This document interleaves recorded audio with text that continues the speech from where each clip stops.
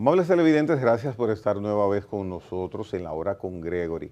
El día de hoy lo dedicamos al tema de la economía, sobre todo la economía dominicana, y por supuesto en algún momento nuestro invitado pues nos desglosará y opinará sobre algo que sobre la economía dominicana influye directamente, que es lo que sucede en Estados Unidos en ese aspecto.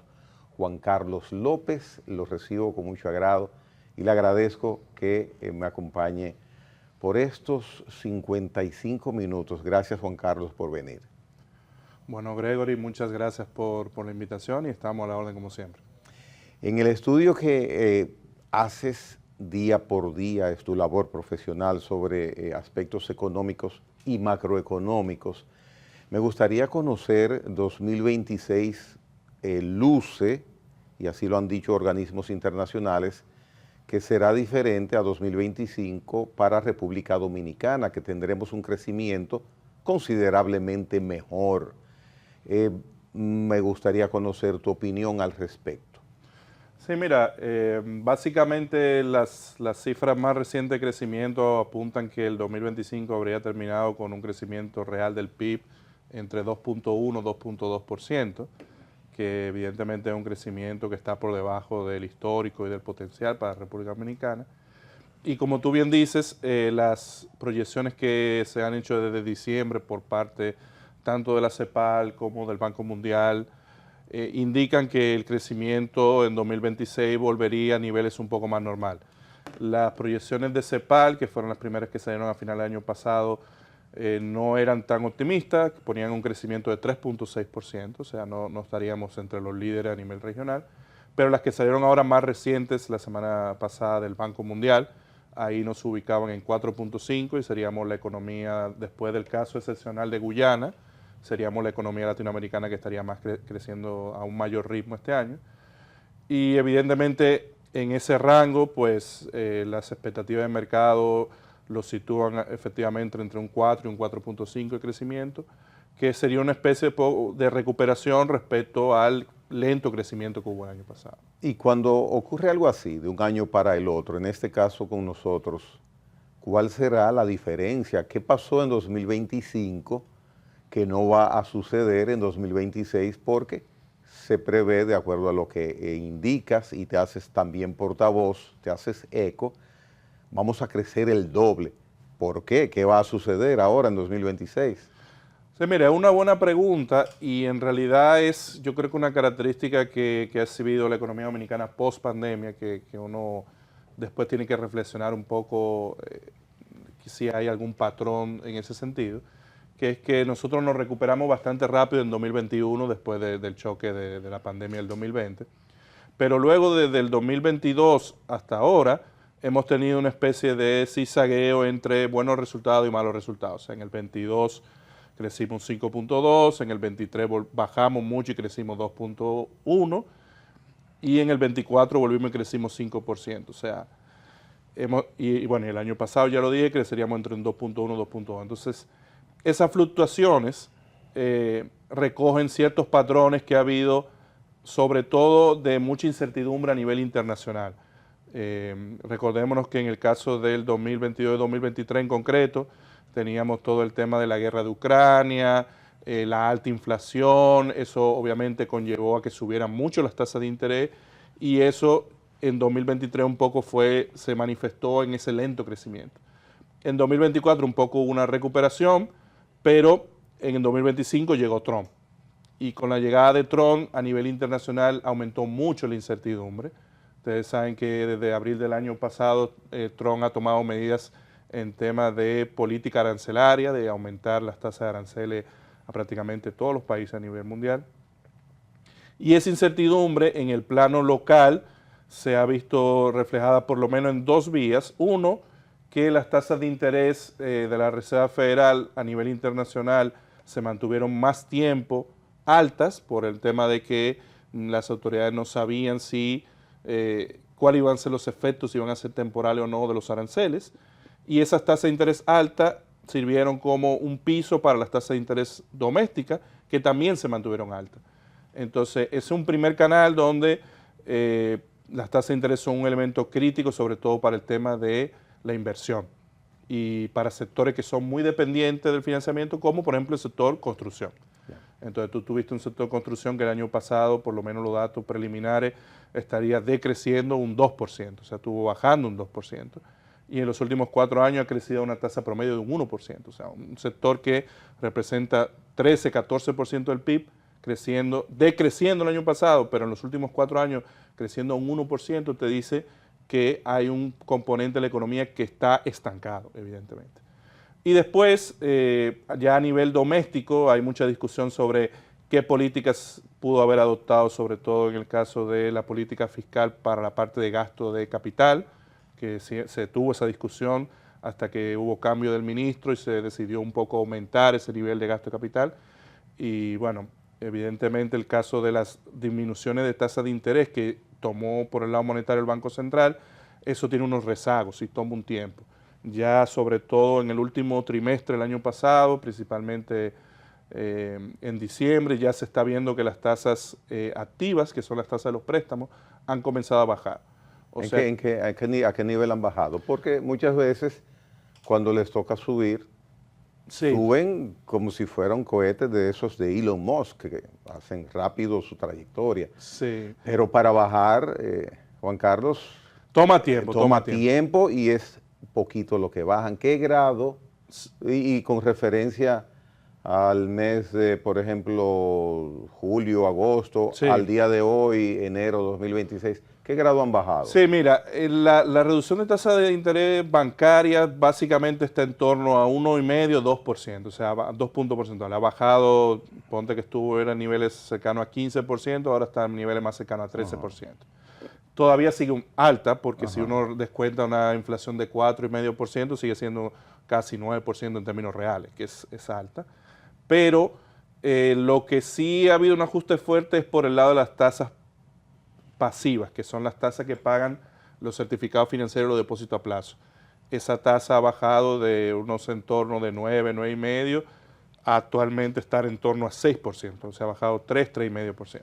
Y entonces yo voy a seguir teniendo mi dinero en pesos, ¿o qué voy a hacer, Juan Carlos, con los chelitos que tengo en un certificado que veo que cada mes recibo menos? ¿Qué voy a hacer entonces? Sí, ¿Qué voy a hacer con eso? Evidentemente el diferencial de tasa entre moneda extranjera, entre dólares y pesos, pues ahora en el caso de los certificados financieros se ha reducido. Eso lleva a un incentivo hacia que la gente se dolarice, evidentemente.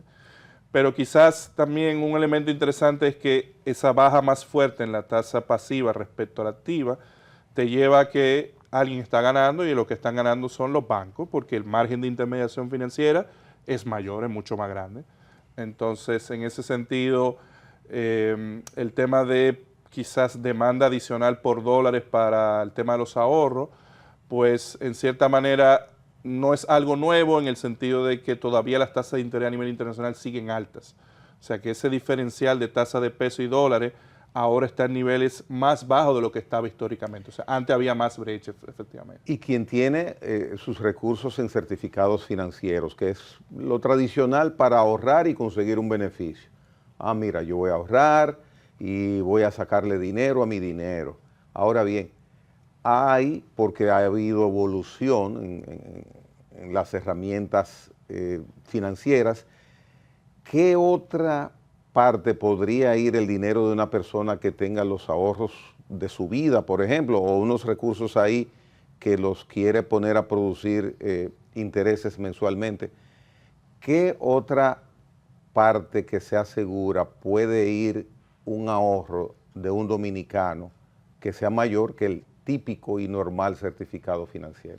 Sí, mira, esa es una buena pregunta, sobre todo porque en República Dominicana con el paso del tiempo se ha ido desarrollando el mercado de valores, ¿no? El mercado de valores es una alternativa al mercado ya bancario tradicional. El mercado de valores básicamente es comprar títulos o instrumentos que se transan en la bolsa de valores o que son emitidos tanto a nivel del sector de gobierno como el sector privado. Para que la gente tenga una idea, usted puede comprar un bono, ya sea del Ministerio de Hacienda, del Banco Central o de una empresa privada, en el mercado de valores, y eso normalmente va a tener una rentabilidad superior a la que tiene un certificado de financiación de depósito a plazo. Para que ¿Y, tenga una idea. ¿Y el riesgo? ¿Y el riesgo? Claro, esa es la otra contraparte, ¿no? Porque siempre que hay más retorno debería haber Ajá. más riesgo. Pero en el caso concreto de este tipo de instrumentos, en la bolsa de valores, en el mercado de valores en general, la mayor parte que se transa son títulos soberanos, son títulos del Estado. Por lo tanto, en definición, tienen cero riesgo o un riesgo muy ínfimo. Así que si uno adquiere un bono, sea del Banco Central, de Hacienda, pues puede tener un rendimiento mayor sin tener que asumir un riesgo adicional porque son títulos respaldados por el Estado. Muy bien.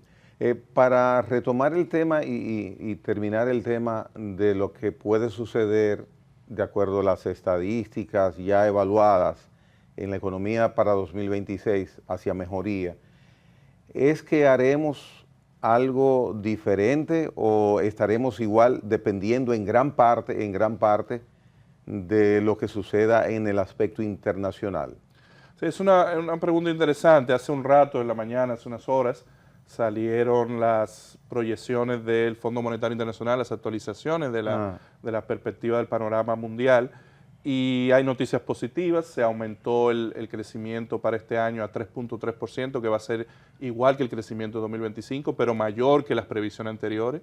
Se aumentó particularmente en el caso de Estados Unidos a 2.4%. La economía dominicana históricamente, cuando Estados Unidos crece una tasa, la dominicana crece 1.5 o 2 veces más que la americana, por lo tanto estaríamos hablando de un crecimiento que podría estar, como hablamos, entre 4 y 4,5 perfectamente, hasta un poco más. Y lo que discute el fondo en términos generales es algo bien interesante, porque ellos dicen, mira, va a haber probablemente un mayor crecimiento, para 2027 están poniendo un 3.2%, o sea que se mantendrían esos niveles de crecimiento, pero eso esconde quizás subyacentes diferentes tipos de tendencias.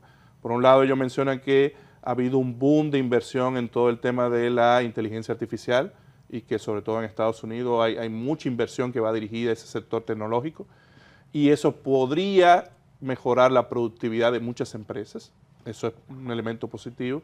Pero por otro lado está toda esta tensión comercial, arancelaria de te pongo aranceles porque me cae bien, o te lo quito porque te pongo aranceles porque me cae mal, o te lo quito porque me pone bien, de un día para otro. Entonces eso obviamente afecta flujos comerciales. En el caso particular ellos discuten que las economías asiáticas todavía no han tenido ningún efecto, o sea, han tenido un desempeño exportador muy fuerte, o sea, se ha mantenido fuerte la economía asiática. Estamos hablando de China, Japón, Malasia, toda esa economía del sudeste asiático. Entonces, tenemos un poco ese balance entre cosas que podrían ser sorpresas positivas y cosas que pueden ser factores que resten crecimiento. Los aranceles que el gobierno norteamericano, Donald Trump, estableció para diferentes países, nosotros somos afectados negativamente por esa medida. Mira, yo creo que como todo en comercio internacional hay que verlo de un punto de vista, y en economía en general, un punto de vista comparativo, ¿no? Hay muchos países que tuvieron tasas de aranceles mucho más altas que República Dominicana. Acuérdense que el mínimo era un 10% y ese fue el porcentaje que le tocó a República Dominicana. Y lo tenemos, ese 10%. Sí, lo tenemos, siempre con la salvedad de que hay muchas empresas de zona franca que son norteamericanas, por lo tanto pueden descontar ciertos gastos que hagan, y el arancel efectivo probablemente sea más bajo, probablemente sea la mitad, un 4, un 5%. Pero independientemente de eso, una manifestación que yo creo que no se ha discutido mucho a nivel de la opinión pública es cuando salió el dato de los 200,000 trabajadores en zona franca. Cuando uno ve el dato del cierre que salió hace unos días, la semana pasada, uno encuentra que el crecimiento de las exportaciones de zona franca, de los montos, fue justo 0%. O sea, los que exportaron la zona franca en 2025 fue $1 millón más que los que exportaron en 2024. Estamos hablando de un sector que las zonas francas exportan casi $8,000 millones al año. Pero eso, y el crecimiento fue cero. Eso no es bueno. Eso no es bueno. Obviamente no es bueno porque siempre hay un componente de precio. Entonces, cuando tú creces 0%, significa que en términos de volumen probablemente decreciste, se reduciste, porque los precios normalmente se ajustan al alza. Se ajustan a algo, sí. Exacto. Entonces, ¿Y qué puede pasar en ese sector de zonas francas que sucedió eso que Yo desconocía ese dato. Sí, mira, no es un dato que se ha conversado mucho porque de todas formas el volumen sigue siendo importante. Cuando tiene 8.000 millones de dólares comparado con exportaciones que son como 14.000 millones de dólares, significa que la zona franca sigue siendo un 60% Sí. del total de exportaciones. Pero yo creo que todo el tema de la incertidumbre arancelaria quizás opacó los efectos que estaba teniendo en otros años el tema del nearshoring, ¿no? En la zona franca tuvieron un buen desempeño en 2023-2024, después de pandemia, por el tema del reacomodo de las cadenas globales de valor hacia socios más cercanos a Estados Unidos. Entonces, en un por lo menos el efecto del impacto que fue desde el segundo trimestre del año pasado de estos aranceles, probablemente lleve a que no ha habido lo suficiente ajuste para que esa dinámica se recomponga hacia adelante. La actual gestión de gobierno tiene 5 años. Hay una peculiaridad en el aspecto de la inversión y la distribución del gasto que hace esta gestión. La peculiaridad que quiero referirme es que en los gastos de capital no ha habido un año que se pueda considerar, comparado con los años anteriores a este gobierno, que se equipare a ninguno de ellos, pero en el sentido negativo. Ha sido muy baja la inversión en gastos de capital que esta gestión ha hecho. ¿Por qué ha sucedido así cuando se conoce y se sabe y se tiene la certeza de que si hay buena inversión en gastos de capital por parte del superior gobierno, hay sectores que van a resultar pues muy movidos, va a haber mucha dinamía, mucho dinamismo económico y no ha sido así? ¿Qué es lo que ha pasado que no se ha logrado ese aspecto, tenerlo en otro nivel?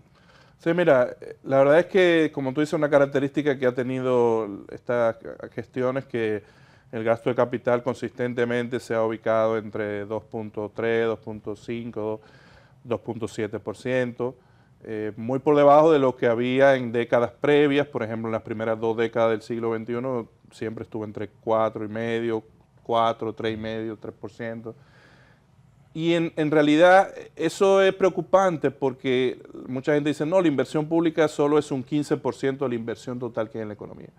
Pero muchas veces la inversión pública sirve como un elemento catalizador, o sea, es complementaria a la inversión privada. Cuando uno hace una gran obra, por ejemplo, una carretera, un acueducto, eso abre muchas oportunidades para que el sector privado haga inversiones. Entonces, cuando la inversión pública está restringida, restringe también las posibilidades del sector privado. Y ha habido estudios del Banco Mundial, del BIP, que dicen que para un país, una economía de la región como República Dominicana, que es una economía de ingreso medio alto, el gasto de capital debería estar en torno a 5%. Obviamente, ¿cuál es el tema? ¿Por qué el gobierno actual ha tenido poco gasto de capital, que ha sido de lo más bajo en 6 décadas? Es porque hay una situación de espacio fiscal. O sea, el gobierno tiene ciertos ingresos, la presión fiscal, la presión tributaria ha estado oscilando entre 15, 14,5, 15,5, incluyendo ingresos extraordinarios, y hay un gasto de capital que ha ido creciendo, que es muy alto y hace que el gasto sea muy rígido. Entonces, si tú no quieres subir el déficit y por lo tanto subir la deuda, tu variable o tu margen de ajuste es la inversión de capital, la inversión del gasto de capital, la inversión pública. Obviamente eso tiene efectos de mediano y largo plazo porque, de nuevo, para tú poder elevar ese potencial de crecimiento de la economía, la productividad, pues el gasto de capital es un elemento central, un elemento muy importante. Entonces, el año pasado, como te dije, cuando llegó el nuevo ministro Magín Díaz, una de las medidas fue aumentar el gasto de capital varios puntos, 0.4 puntos porcentuales del PIB. En la reformulación presupuestaria se hizo énfasis en eso. No sé cuál fuese el resultado ya al final del año. El resultado del año es que probablemente el gasto de capital termine siendo 2.6, 2.7% del PIB, que es mucho mayor que el original, que era 2.2, 2.3, ¿no? Para este año, lamentablemente, el presupuesto tiene contemplado un 2.5. O sea, estamos quedando ahí en una zona donde no es que se puede aumentar mucho más. Lo más seguro es que vaya a haber cuando se haga la nueva reformulación este año, quizás también se le dé prioridad al gasto de capital. Pero por el momento, con ingresos que no están aumentando en el tiempo y una presión de gasto corriente muy fuerte, la decisión o la medida que se ha tomado es un poco restringir el gasto de capital. Hace un momentito mencionaste la deuda de República Dominicana. El gobierno, la gestión actual, dice que estamos dentro de los parámetros que no, aunque estamos en el borde ahí de la capacidad nuestra positiva de endeudarnos. Para Juan Carlos López, si le tocara decidir el nivel de deuda, ¿se continuaría aumentando? ¿La mantendríamos donde está el nivel que está o trataríamos de reducirla? Mira, esa es una buena pregunta y yo creo que se puede dividir en varias partes. En primer lugar, hay que entender un concepto muy claro, que es que la deuda no es ni buena ni mala. La gente tiene siempre esa presunción de que la deuda es siempre algo negativo, pero en realidad lo importante con la deuda es que se haga con ella. O sea, los fondos se usen de una manera, por ejemplo, si tú tomas deuda para proyectos de inversión que tienen una alta rentabilidad social, pues entonces la deuda se paga a sí misma, ¿no? Porque genera beneficios suficientes para cubrir sus gastos.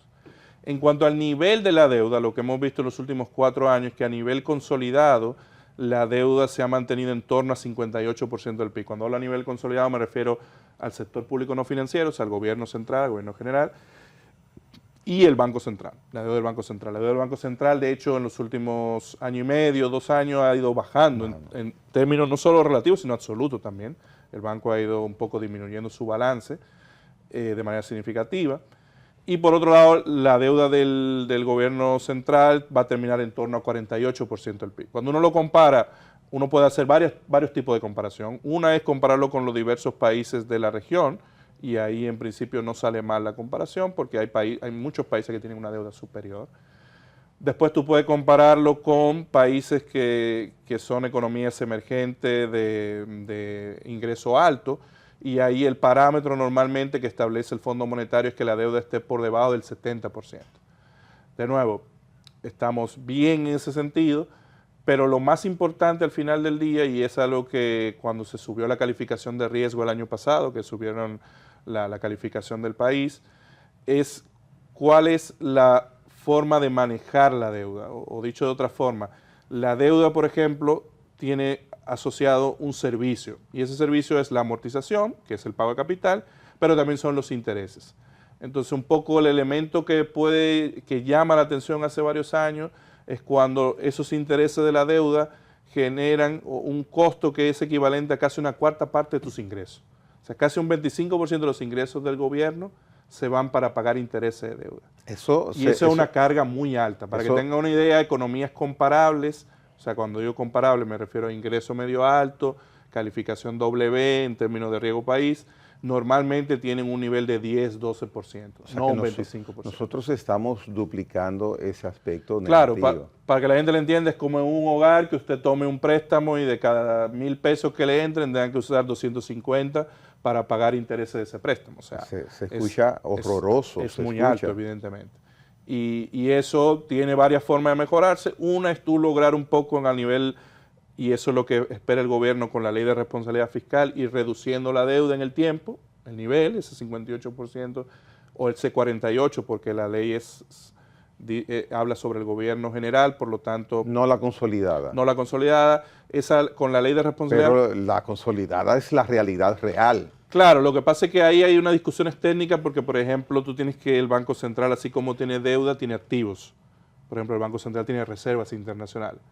Y esas reservas que ahora mismo están en torno a 14.500 millones de dólares, alguien te puede decir, bueno, el Banco Central tiene una deuda de 900.000 millones de pesos, que es la deuda cuasi fiscal, pero por otro lado tiene esa reserva. Entonces, tienes que... bueno, yo soy rico y tengo dinero, pero ando mal vestido.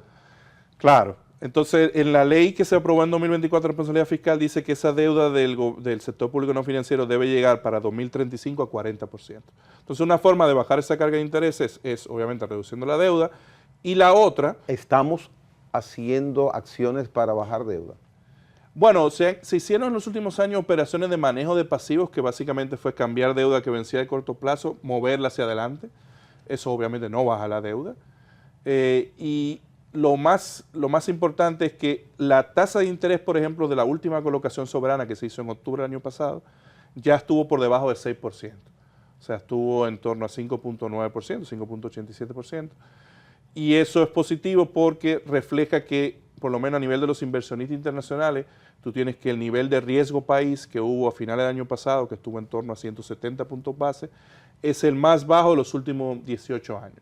O sea que conseguir deuda un poco más barata te ayuda con el pago de los intereses. Y luego está la forma más directa de reducir ese ratio de intereses-ingresos, que son por las dos vías tradicionales. Una, o aumentando un poco más los ingresos, ese hogar podría en vez de ganar 1.000, ganar 1.500 pesos.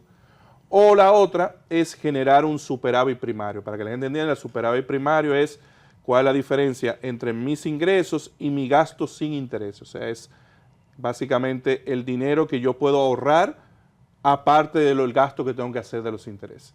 En República Dominicana no se ha logrado un superávit primario muy alto en el último tiempo. Por ejemplo, las proyecciones para el año pasado fue que iba a ser solo 0.1% del PIB, o sea, prácticamente cero.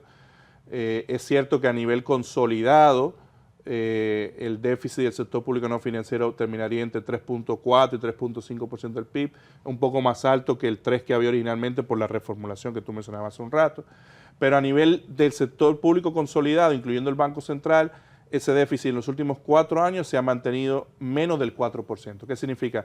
Que si bien no ha habido un esfuerzo muy fuerte en reducir la deuda, por lo menos se ha tratado de reducir el endeudamiento y que la deuda no suba. O sea, no se ha bajado la deuda, pero tampoco ha subido, viéndolo de un punto de vista más optimista. Para hacer una pausa que procede ahora, una pausa breve, una respuesta breve. ¿Estamos tomando dinero prestado para pagar deuda? ¿Estamos haciendo eso? Sí, básicamente en los últimos años. ¿Eso es bueno o es normal o no debe ser? No debería ser. El gobierno debería ser capaz de generar un ahorro público suficiente para no tener que hacer esa práctica de financiar el gasto corriente con deuda. Bien.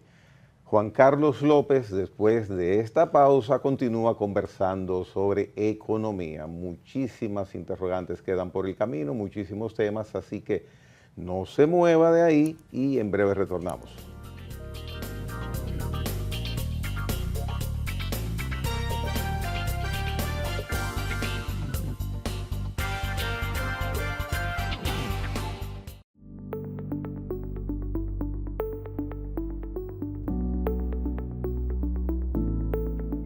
¿Busca un vehículo en excelente condición y a buen precio?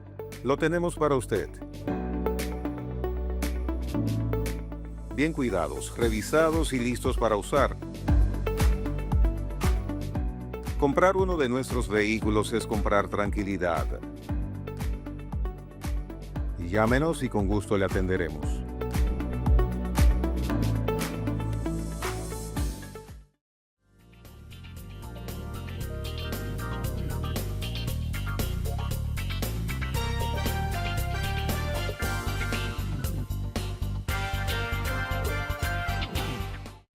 Todos los conversatorios de La Hora con Gregory, usted puede tener acceso a ellos yendo a nuestro canal de YouTube, La Hora con Gregory RD. La Hora con Gregory RD, canal de YouTube de este programa. Los conversatorios los puede mirar ahí y se suscribe y todavía es más cómodo tener acceso a esta interesante gala que tiene este programa donde cada día cruzan personas muy inteligentes que me hacen el favor de acompañarme, como es el caso de Juan Carlos López, hablando hoy de economía. 2026 ya miramos en el primer segmento, luce que será más interesante que 2025 en la parte económica para nosotros acá en República Dominicana. Ahora bien, hay un tema que queda pendiente siempre, en algunos con deseo de que se concrete, en otros con intención de no tocar eso, de no incursionar ahí. Me refiero a la reforma fiscal que desde hace años está recomendada para República Dominicana. La realidad de la posibilidad y la pertinencia o no de una reforma fiscal para Juan Carlos López. Sí, mira, la verdad es que hay todo un tema sobre cuándo es el timing de hacer las reformas. Y había una discusión a nivel internacional en los últimos años, sobre todo después de pandemia, de otros países, uno muy llamativo en la región, el caso de Colombia, que han hecho intentos de hacer reforma y ha tenido mucha oposición social. Entonces, hay un elemento que para el caso dominicano yo creo que ha sido relevante en los últimos meses con la nueva administración del Ministerio de Hacienda, que es un poco tratar de escuchar a todos los sectores. En cualquier proceso de reforma va a haber probablemente ganadores y perdedores, eso es normal. Lo que se busca siempre es que haya un proceso donde se minimicen los efectos a nivel social y un poco los sectores que van a estar más impactados hay una compensación. O sea que partiendo de ese punto, el proceso debe ser bien transparente hacia la ciudadanía. Después está cómo se hace, que es la parte complicada del proceso. Incluso hay economistas, colegas, que dicen que quizás la coyuntura, perdón, quizás la coyuntura no es, disculpen. Sí. La reforma fiscal siempre se ha ido postergando, entonces la coyuntura. Sí, que la coyuntura, por ejemplo, del año pasado era un poco complicado por el tema de que el crecimiento se había desacelerado mucho y quizá no era el momento. Pero en realidad el momento debe ser cuando hay lo que le llaman la época de vaca gorda, ¿no? La época de vaca flaca. O sea, una economía con débil crecimiento puede ser complicado hacer una reforma porque puede, por lo menos en el corto plazo, impactar a que haya un menor crecimiento. Evidentemente ya la normalización del crecimiento va a abrir posibilidades. Ahora, creo que el ministro ha sido muy transparente en decir que hay un componente técnico y un componente político. El componente técnico es precisamente pensar los instrumentos y la forma de diseñar la reforma. Que si se va a ajustar la tasa del ITEBI, que si se va a ajustar la base, que si se van a eliminar exenciones o incentivos. Esas son cuestiones que se pueden discutir técnicamente incluso con los involucrados o con los potencialmente afectados. Por eso hubo muchas reuniones con el sector privado, con gremios, con asociaciones. Y después está la decisión política, que sabemos por la literatura que normalmente el espacio o el interín donde es óptimo hacer reformas es al inicio de las administraciones, ya sea cuando llegue el gobierno nuevo o cuando esté en su primer año. ¿Por qué? Porque es una cuestión de lógica de que el efecto de impacto se va a ver en el segundo o el tercer año, pero de eso eventualmente se va a diluir. En el caso concreto de nosotros, creo que quizás, dada la realidad que tenemos, tanto económica como política, pienso que una manera de hacer un uso inteligente del tiempo es aprovechar y preparar lo que podría ser una reforma y llegar a un consenso donde a la siguiente administración, eso ya es una opinión personal, pero no sé si es lo que va a ocurrir en la práctica, pero para la administración 2028-2032, que haya un consenso de los partidos que vayan a participar y digan, mira, vamos a usar una reforma ya técnicamente diseñada, o sea, aprovechar este año, el próximo año, y decir, tenemos esto, cuando llegue el nuevo gobierno, sea quien sea, pues la hacemos. O sea, sería un pacto previo. Un pacto previo. Al final, siempre la Estrategia Nacional de Desarrollo del 2012, el espíritu era que antes del 2015 se hiciera el pacto fiscal. Nunca hubo una discusión de pacto fiscal. El CES nunca no se convocó para eso. Pero yo creo que podría hacerse un ensayo parecido en este interín, pensando que siempre las nuevas autoridades que lleguen pueden darle su énfasis, pueden decir, yo tengo estas 10 medidas, voy a tomar estas 5, voy a tomar estas 6, voy a tomar estas 4 y un poco hacer el ajuste. El tamaño de la reforma y la necesidad inmediata o no de hacerla siempre va a estar a debate. Como te decía, hay colegas que dicen, no, la deuda se ha estabilizado o va en tendencia decreciente, podemos seguir manejándonos en el tiempo. Y hay otros que te dicen, bueno, los intereses pesan mucho respecto a los ingresos, entonces hay que hacer una reforma. Esa discusión siempre la va a haber, siempre va a haber puntos de vista diferentes en la sociedad. ¿Qué lograría una reforma fiscal, independientemente de cuándo se aplique? Sí, mira, es una pregunta muy interesante porque hubo unos trabajos del fondo, tanto en 2024 como 2025, que planteó cuáles podrían ser los efectos positivos de una reforma en el mediano y largo plazo, sobre todo en el largo plazo. Entonces ellos planteaban que probablemente una reforma te lleve a mayor posibilidad para tener espacio para gasto de capital, para inversión pública, eso es un elemento positivo, pero también podría generarte credibilidad en los mercados y eso haría que tu tasa de interés, que es lo que te mencionaba ahorita, se reduzca, la tasa de interés que te piden los inversionistas internacionales. Y eso después se va a ver reflejada con las tasas de interés domésticas, las tasas de interés internas en la economía, que podrían ser más bajas. Y ese efecto de tener mayor espacio para inversión pública, menores tasas de interés, o sea, menores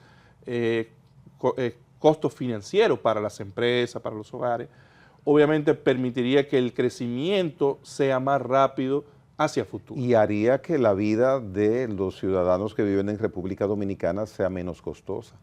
Exactamente. Al final del día, el punto es que, y eso de nuevo, esos análisis parten del hecho de que una economía que va a usar bien esos recursos. O sea, no estamos, esa discusión la estamos dando por sentada, ¿no? De que si hay más recursos, se van a usar para cosas productivas y para cosas que sean positivas para el país.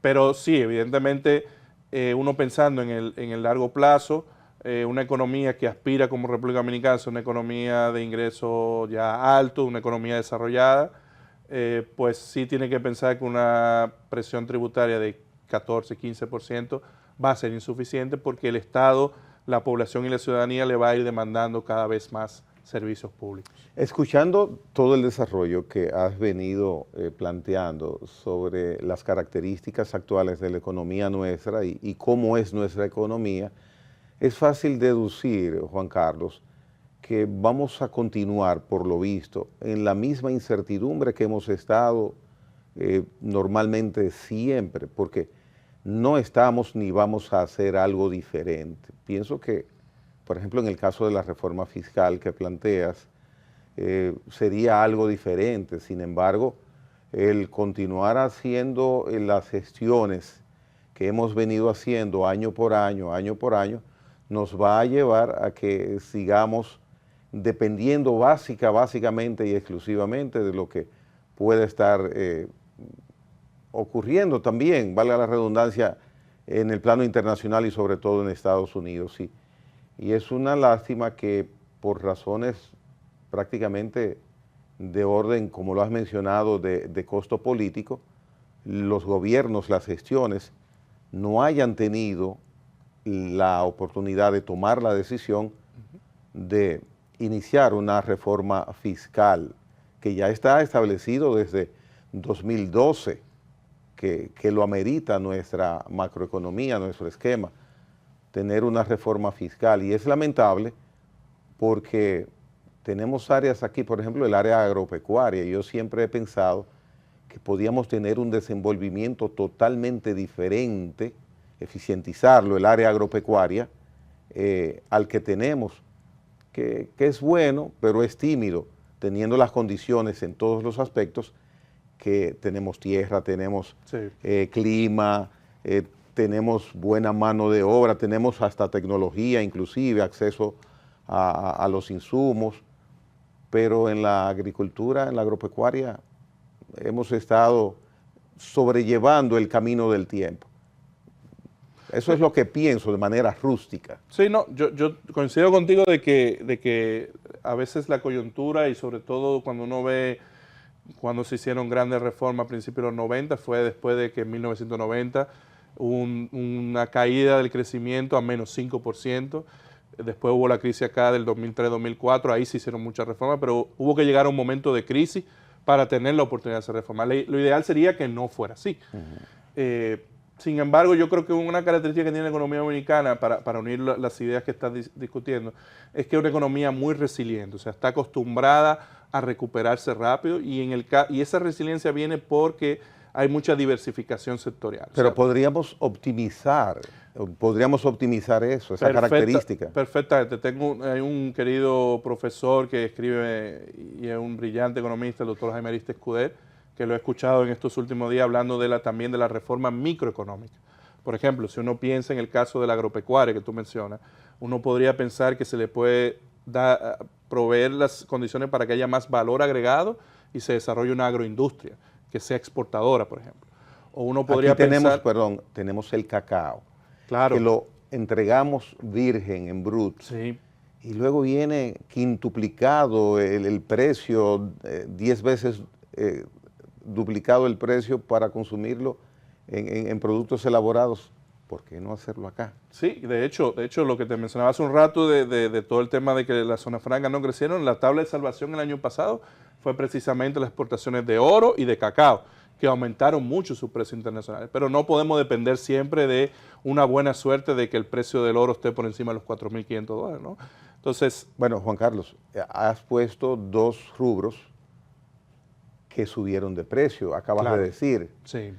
Tú no me has dicho que es que el cacao produjo un 60% en el campo, ni que el oro produjo un 60 más de las toneladas, de las onzas que se producen, sino solamente que aumentó el precio. Sí, efectivamente. Y si hubiera bajado. Por eso no se puede depender precisamente, porque hay muchas economías que dependen de esos recursos naturales y están sujetas a las fluctuaciones de los mercados internacionales de los precios de los commodities. O sea, que es un logro coyuntural por una circunstancia coyuntural. Perfectamente, y por eso te decía que en el caso externo, tú tienes que el año pasado el turismo cerró muy bien, en noviembre y diciembre, las remesas crecieron más de 10%, todo eso hace que tu déficit de cuenta corriente sea 2,5% del PIB y lo que se vende, y eso es cierto, que tú tienes 4.800 millones de dólares de inversión extranjera directa y eso te cubre el doble del déficit de cuenta corriente. Eso es cierto, pero al final eso está sujeto a vulnerabilidades del panorama internacional. Quizás eso que te decía ahorita el doctor Escudero es que él decía, debemos pensar también no solo en reformas macro como la fiscal, pero también en reformas microeconómicas, por ejemplo, tratar de mejorar las condiciones de competencia en los mercados, que haya más posibilidades de desarrollo, por ejemplo, en el mismo mercado laboral, que es una gran reforma que también ha estado parada por mucho tiempo. Yo diría que está parada por tanto o más tiempo que la reforma fiscal, que es la reforma del Código de Trabajo. ¿Y en cuánto incidiría o de qué manera incidiría en la economía una reforma laboral? Wow, la verdad es que es una pregunta compleja porque tú tienes que ha habido muchas propuestas diferentes de qué hacer en el caso de la reforma laboral y todo se ha trancado, creo que lo discutíamos en el programa que hicimos. En la cesantía, básicamente ahí es que está el nudo. El nudo ha sido ese, pero en realidad uno podría pensar en esquemas donde se complemente todo el tema laboral con el tema de la seguridad social como hay en muchos países. O sea, normalmente todo el tema de los esquemas de protección para los trabajadores están unidos con la parte de seguridad social. Aquí está separado desde que se hizo la reforma del 2001. Y son discusiones que la verdad es que por lo último que he visto en el Congreso, otra vez están empantanadas de nuevo. Y son cuestiones que como país hay que pensar de que aunque suena más atractivo el tema de la reforma fiscal, quizá la reforma laboral puede tener un impacto incluso mayor en el desarrollo de los mercados, porque el mercado laboral es un componente de todas las actividades económicas que hay. O sea, piensa, por ejemplo, que cuando se estaba discutiendo la reforma fiscal, un elemento para el caso de la MIPYME era el tema de los anticipos, por ejemplo, que es eliminación de los anticipos. Pero en el caso, por ejemplo, de la reforma laboral, ¿cuánto pesa ese pasivo laboral para una MIPYME que representa la cesantía? O sea, es un elemento que no es menor, incluso puede ser de magnitud mayor que el mismo anticipo. O sea, que la importancia que le estás dando a la definición de que hay una reforma laboral tiene que ver mucho con la suerte de la cesantía. Yo creo que sí, porque es el punto donde hay más distancia entre los dos sectores, ¿no? Entre los sindicatos de trabajadores y las patronales, los empresarios. Es un punto donde la distancia es tan grande que ha costado encontrar un mecanismo intermedio para ponerlo de acuerdo a los dos. Entonces, mientras eso no se solucione, creo que por ahí va a estar entrampada esa reforma. Y de nuevo, como te digo, creo que para ambas reformas, tanto para la laboral como para la fiscal, creo que vale la pena generar espacios donde haya discusión a nivel técnico, riguroso, y que se den alternativas y que sea flexible cada grupo. O sea, no se puede ganar siempre. O sea, hay que dar a veces cosas, hay que sacrificar cosas para poder llegar a acuerdos. ¿Y a quién se lo estás diciendo? ¿Al sector sindical o al sector empresarial? Ambos. Yo creo que ambos tienen que poner de su parte. De nuevo, no es que se cargue a uno o a otro, sino que se llegue a un equilibrio donde yo voy a renunciar a esto, el otro renuncia a la otra cosa y se llega a un equilibrio. Suena alguien me dirá, bueno, pero si se tiene desde el 2014 discutiendo la reforma del Código de Trabajo, ¿por qué no se ha logrado en 12 años hacer? Bueno, porque no son cuestiones sencillas, involucran, para que la gente tenga una idea, según la CIPEN, al cierre de diciembre hay 2.3 millones de trabajadores formales, pero el Banco Central dice que en la economía hay más de 5 millones, hay 5.1 millones de trabajadores, o sea que hay 2.8 millones de trabajadores que son informales, que ni siquiera están en esta discusión. Porque cuando hablamos de todo el tema de cesantía, de derechos laborales, eso aplica para los trabajadores formales, no aplica para un trabajador. Entonces, o no aplica para la mayoría, algunos puede aplicar. El punto que te quiero hacer es que al final del día no va a haber una reforma perfecta, siempre va a haber una reforma posible. ¿Qué significa que tengamos un 54, un 56% de informalidad comercial, laboral? ¿Eso puede calificarse como distorsión o es algo que comparado a otras economías tienen esos niveles? ¿Qué significa eso? Sí, mira, en concreto en América Latina es un continente que está muy caracterizado por la informalidad. O sea, tenemos países en América Latina, el caso de Perú, Guatemala, que la informalidad puede ser 70, 80% perfectamente. O sea, obviamente tenemos otros países que tienen una informalidad mucho más baja, Uruguay, Chile, que pueden tener en torno a 20, 25, 30%. Nosotros estamos como en un nivel intermedio, pero aún así lo que tenemos es una persistencia, o sea, esa informalidad que quizás hace 10 años era 57, 58%, hoy en día es 53, 54%, o sea, ha bajado 4 o 5 puntos en un periodo de más de 10 años, en una década. Yo creo que el objetivo debe ser, si queremos aspirar a ser un país desarrollado, es tener una informalidad que debería estar mínimo 40, 35%, máximo, perdón, debería bajar esos niveles. ¿Que se puede hacer? Costará hacerlo y costará mucho. Y es un elemento, la informalidad, que qué bueno que lo menciona, que es de los casos o de los fenómenos donde tú ves que se mezclan los diferentes tipos de reformas. O sea, en la reforma fiscal y en la reforma laboral, ambas van a incidir en la informalidad, por ejemplo. O sea, independientemente o de manera conjunta, van a incidir en los niveles de informalidad que tiene la economía dominicana. Hay un aspecto que nos beneficiamos quienes tenemos vehículo, cual que sea, desde motor hasta jipeta, como si fuera un anuncio comercial, y es que desde hace aproximadamente 3 años el gobierno mantiene un subsidio a los combustibles.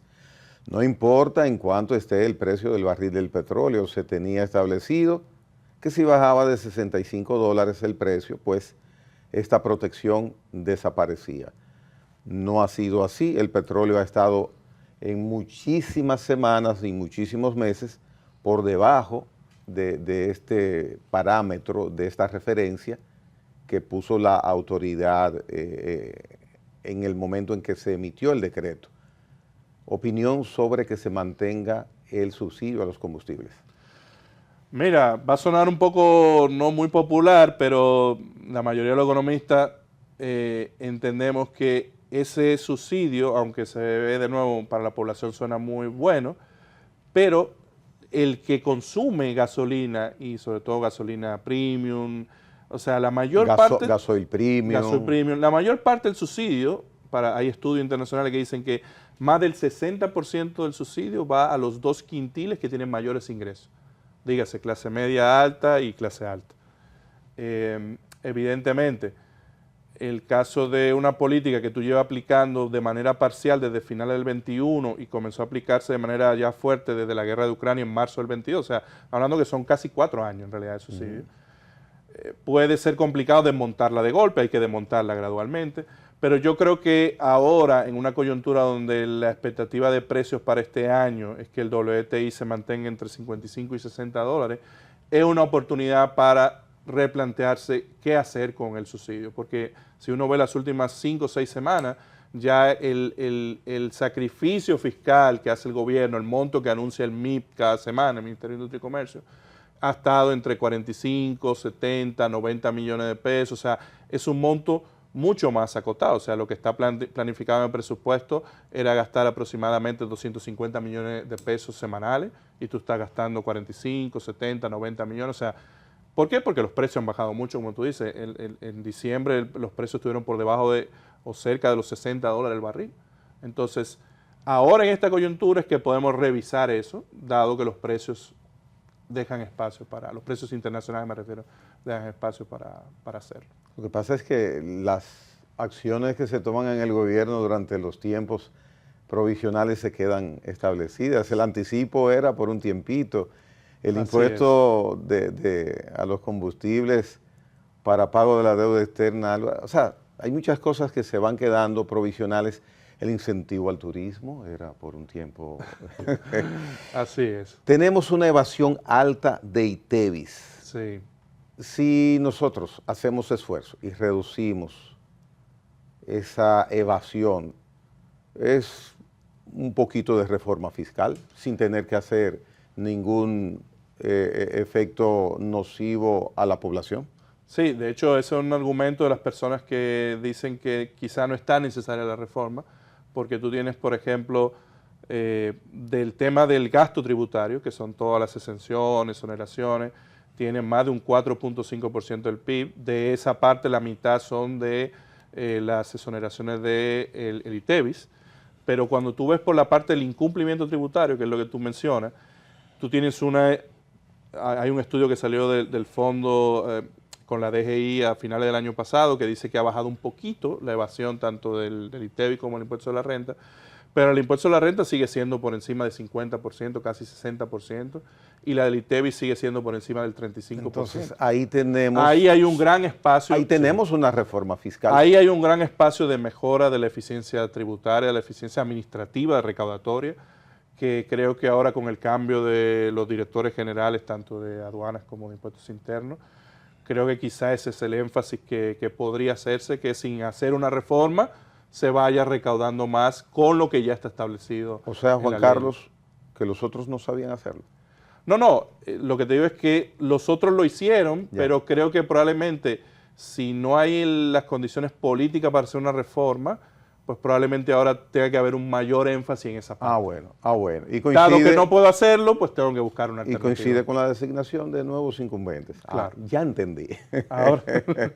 Juan Carlos López ha estado con nosotros hablando de economía hoy día. Rimó. Gracias, Juan Carlos, por tu visita. Gracias a ustedes por la invitación. Hasta la próxima.